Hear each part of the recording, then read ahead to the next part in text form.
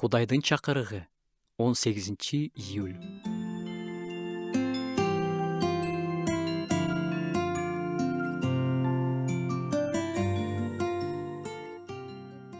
Дайыма кубангыла, үзгүлтүксүз сыйынгыла, бардыгы үчүн ыраазычылык билдиргиле. Анткени Кудайдын Машаяк Иса аркылуу силерге ачылган эрки ушундай. Сыйынууну дем алуу менен салыштырып калышат. Эгерде ошондой болсо, анда көптөр абанын жетишсиздигинен азап чекишет.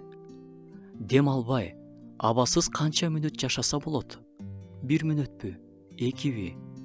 Дем албаган адам сөзсүз өлөт. Ал эми сыйынуусу жок канча жашаса болот? Эксперимент кылуунун кереги жок. Эгерде биз сыйынбасак, Кудай менен баарлашууда болбосок, анда биз руханий өлүкпүз. Үзгүлтүксүз сыйынуу деген эмне? Бул тынбай эле бирдемелерди Кудайга айтып туруу эмес. Үзгүлтүксүз сыйынуу бул рухтун абалы.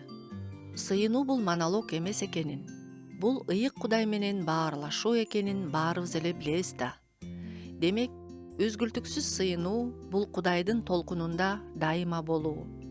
Аны менен ойдо, жүрөктө дайыма байланышта болуу. Андан толугу менен көз каранды экенибизди эстеп жүрүү.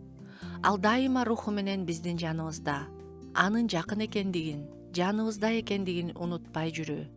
Ушундай руханий абалда болуу көп кубаныч алып келет. Күн карамалардын өскөнүн байкадыңар беле? Таңда күн чыкканда башын күнгө бурат да, ошону менен күн жылган сайын ал дагы башын күнгө буруп, күн батып кеткенче ага башын буруп карап турат. Күн чыкканда аны карабай, күнгө башын бурбаган күн карама сабагынан сынган же тамырынан кеткен болот. Ал бара-бара куурап жок болот. Үзгүлтүксүз сыйынуу акыбалында бололу. Бир туугандар, сыйынууну калтырып, дем алуубузду токтотуп койбойлу.